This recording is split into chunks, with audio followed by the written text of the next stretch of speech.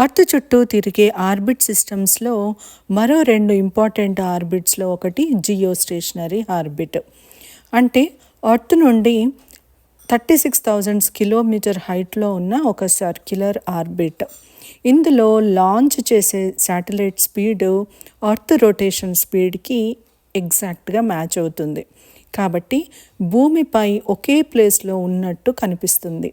అందుకే TV broadcasting, weather satellites, communication links geo జియో ఆర్బిట్లో launch చేస్తారు. జియో బెల్ట్ అనేది ఈక్వేటర్ చుట్టూ ఉన్న ఒక రింగ్ లాంటి స్ట్రక్చర్. ఇక్కడ ఉన్న శాటిలైట్స్ బ్రాడ్ కవరేజ్ని ఇస్తాయి. సిగ్నల్స్ కంటిన్యూయస్గా పడతాయి.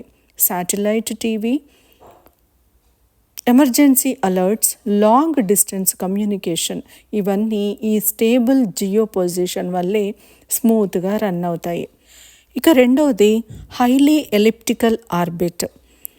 ఇది కంప్లీట్గా ఒక లాంగ్ ఎలిప్స్ షేప్లో ఉంటుంది.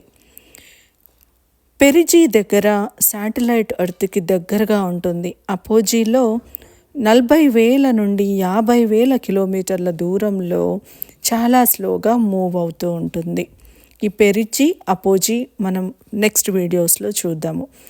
అయితే ఈ స్లో మూమెంట్ వల్ల ఒక పర్టిక్యులర్ రీజన్ మీద ఎక్కువ టైం వరకు కవరేజ్ అందుతుంది.